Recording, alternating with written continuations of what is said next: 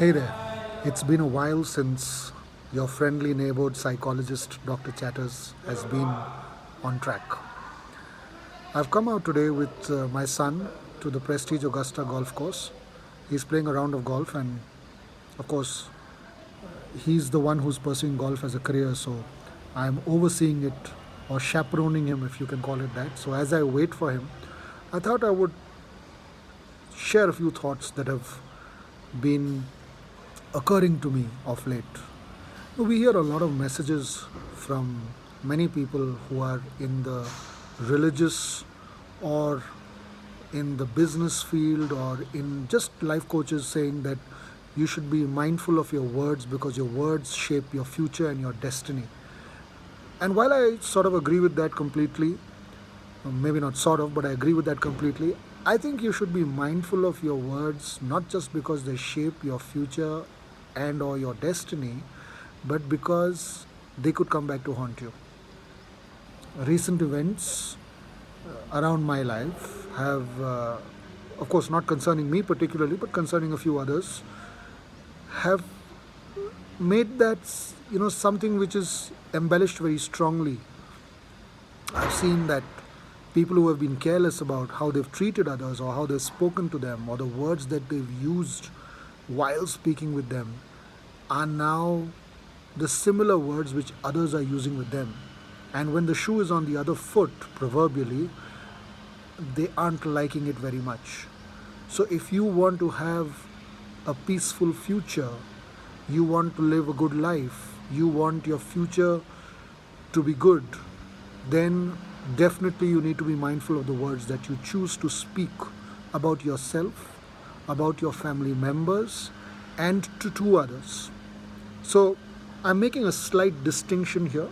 I'm saying don't just be particular about the words that you speak about yourself or about your family members, but I'm saying that be particular about the words that you speak to others, because when the foot or rather when the shoe is on the other foot, or when the cycle goes around and you are maybe not in the same position as people you're speaking with but in a similar position, or you are undergoing some challenges or you're undergoing some life changing events, then those very words could come back to haunt you. People could use the similar kind of terminology with you, they could speak in a similar way with you, they could be as hurtful or as judgmental, if I can use that word, as you have been, so as to speak.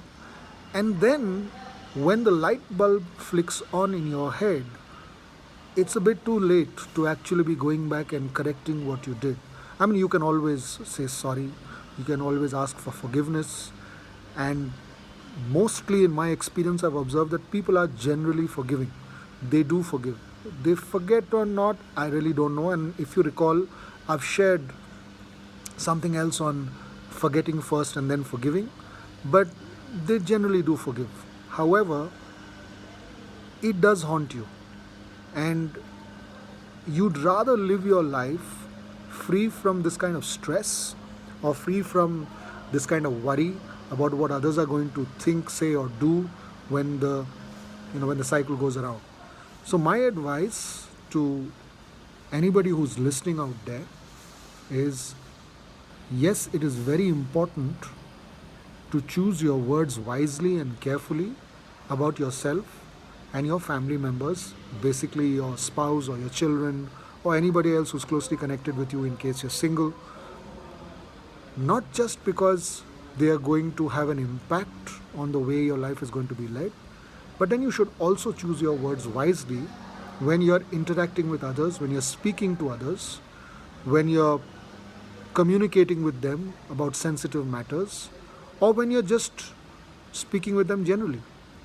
Because if you are hurtful, or if you are a little mean, or if you are a little irritated, or if you're rude, there will come a time when, if not the very same people, but somebody else will speak in a similar manner with you. And let me tell you, when that knell, not death knell, when that knell strikes, it's not a very pleasant experience. So think about it, be mindful, choose your words wisely and carefully, and practice positive thoughts, positive emotions, and positive speaking. And generally, just try to be good. Shun being selfish, try to be good, and choose your words wisely. Till we meet again, all the best. Sayonara.